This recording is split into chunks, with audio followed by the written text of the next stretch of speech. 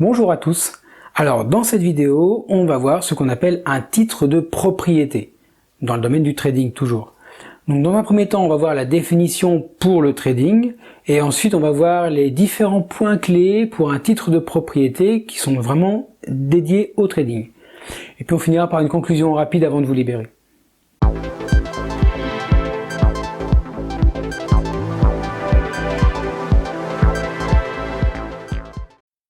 Dans cette vidéo, on va parler de différents termes comme actifs financiers, risque, liquidité, diversification et encore d'autres mots qui sont utilisés dans le trading.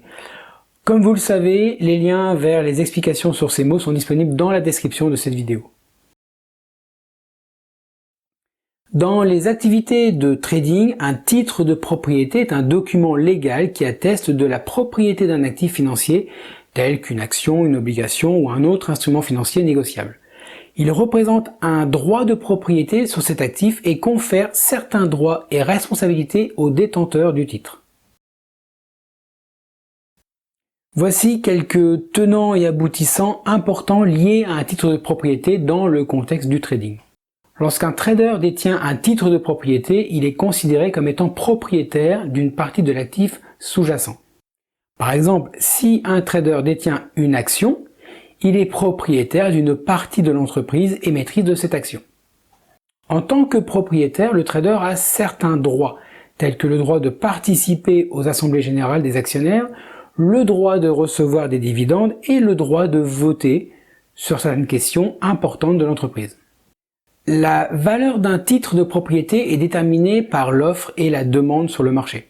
Les fluctuations de la valeur du titre peuvent être influencées par divers facteurs tels que les performances financières de l'entreprise, les nouvelles économiques, les tendances du marché et les attentes des investisseurs. Les traders cherchent à tirer profit des mouvements de prix en achetant des titres à un prix inférieur et en les revendant bien sûr à un prix plus élevé. Je suis désolé, mais je vais parler des risques parce que les titres de propriété comportent également des risques inhérents. Les performances d'une entreprise peuvent varier en fonction de nombreux facteurs, ce qui peut affecter la valeur des titres détenus. Les traders doivent être conscients des risques associés à chaque titre de propriété et doivent effectuer des analyses approfondies pour évaluer les perspectives de croissance, la stabilité financière et d'autres facteurs pertinents. La liquidité est un aspect important des titres de propriété dans le trading.